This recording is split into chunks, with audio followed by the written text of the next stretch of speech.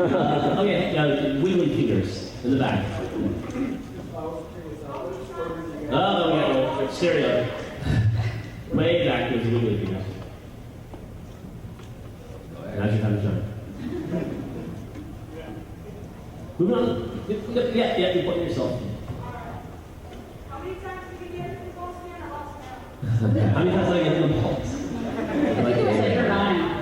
It was like I remember 9 to 9. Hey Monty, were there any ball hitting sequences that were cut? You know, I want to do like a ball hitting montage.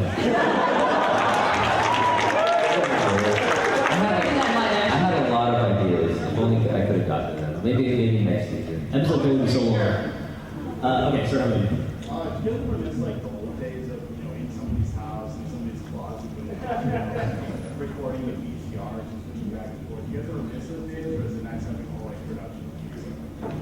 A little bit of both, actually. We're in the process of, we just bought a building, like a warehouse, and turning it into a studio, and we're going through hell getting moved into it. Like, we got shut down, got our permits pulled and shut down because they determined that we didn't have enough toilets. Or a bike rack. Or a bike rack.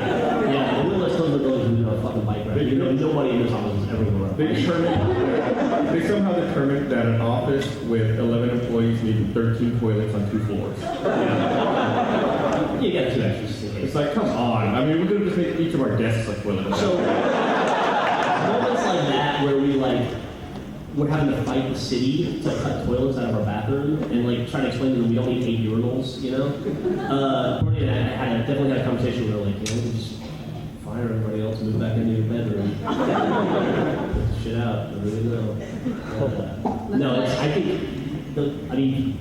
having people like Monty come on to the production is so dramatically scaled up what we can do and made it so much greater. And speaking of scaling up, we if anything, we need more space. So you saw the mocap room, it's a conference room. Like the parts where text runs, I have to go to one side of the room, run, do it again about 3 times. And then there was one part where I was doing a jumping punch.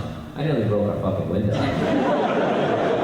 It's not an exaggeration to say that the floor plan of the conference room is probably smaller than that screen over there. The laptop being projected on the It's true. screen. I have like a 4-foot radius of motion capture that I can punch in. You're talking about moving into a new building. I don't know if many people know this, but we made like the entire Blood Rose Chronicles in Buda. Like that was in Birdie's spare bedroom, and that was in the apartment small rented. Then literally we finished episode 100 and we moved to a new office, and that's when we started reconstruction. And we did all of recollection at the current office. We did reconstruction, revelation, and recreation, and our revelation, all in this office. And now we're moving. Now that we're done with the recollection. That's true. We've got to find a new gimmick for the new office. You're pointing down at a hand. Go for it. Yeah. Yes. So, How long does it usually take, or like how long does it usually take to make next set of records? it varies now because my stuff takes like a few months, and then the machinima stuff could be as fast as a day. Yeah. Bernie we had it done with science after 8 years. The machinima stuff, we could crank out probably 10 minutes a day at this point if we needed to. It wouldn't be a fun day, but I'd say comfortably we could probably crank out 5 or 6 minutes of machinima a day now. But like Monty stuff, like a lot of the stuff you saw from Monty just now, he started working on in December. Yeah. So, it's kind of weird because we've all been looking at that for like a year now. It's weird to finally release it. Another thing you should say too is even though you could do 5 or 6 minutes of cinema a day, we would never release it that quickly. But we take all that extra time to polish the episode over and over and over, and it'll continue to be edited until it's dropped dead and have to put it out and have people look at it now. Also, you can't write 5 or 6 minutes a day. Yeah. That's That's in the whole sweeping process I just talked about. That's part of the reason that we implemented a release schedule where we have a solid time. It's now River Screw will be out at Monday at 9 p.m. Central Time. It's so when it's there, and so that we know when we have to stop and kind of put it out. because we'll work on it for. It's normal. Okay, Fitz, how about you? You guys have gone and expanded the series so much, so how do you do it, and how much longer will you use it? How much longer? I'm not on the spot. How long do you want us to do that? So that long.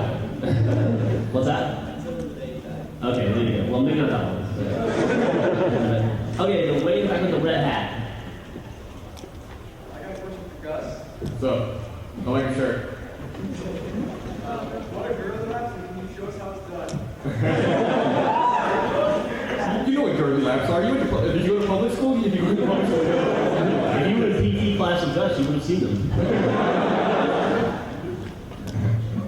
How about somebody on the right side? Way in the back, you've got blonde hair and your hands moving. There you go. Just move again. Let her have the what? Oh, the 2D animated. That was a test piece we did, just to kind of see what it would look like. And that 4 minutes, it's about 4 minutes, right? Yeah. That took 6 months to make. And a whole boatload of money. And it was really cool, and we liked it, but it would require us all to stop doing everything to work on that full time. And we were having so much fun with Machinima, and we wanted to work with Monty, that we decided, and I think that the stuff Monty does fits more with the spirit of the game, and also, our kind of storytelling aesthetic. And so we decided to take a lot of the elements from that 2D animated piece and just focus them through Monty and into the kind of Machinima CGI hybrid we do now. I think the hybrid, like I said, it's a better fit for us, Yeah. and I think it gives us a way to express the ideas that we had and would have had to do animated otherwise. And now we're more free to explore those possibilities. Yeah, absolutely. And plus, we would have had to hire a team of animators in Korea to do all the work, and we were basically just doing writing at that point. It wasn't a joke. Yeah. Yeah, the traditional animation takes 12 weeks an episode, for 22 minutes, so, and they would be out of the process. Yeah, we're pretty hands-on guys. There wouldn't be the back and forth we have now, so. We change stuff on the fly. I mean, up until the episode comes out, we're making last-minute decisions and arguing, and making tweaks and changes. We just wouldn't be able to do that. I don't think it's our work style. Hey, well, before you call the next person, Jeff, they flagged me to say we have time for one more question. One more. Oh my God! So guys, seriously, it's gonna be the best question ever. There's like 500 people here who are gonna be judging me. Who wants it? All right, sir, I'm gonna give it to you. Black hat. No, the guy with the. Now we got. All right, we're gonna do 2. I don't care. Count down the game. You first. You point ahead. All right. I just want to know, is sister really dead, or is she coming back at some point? That's a great question. Next question.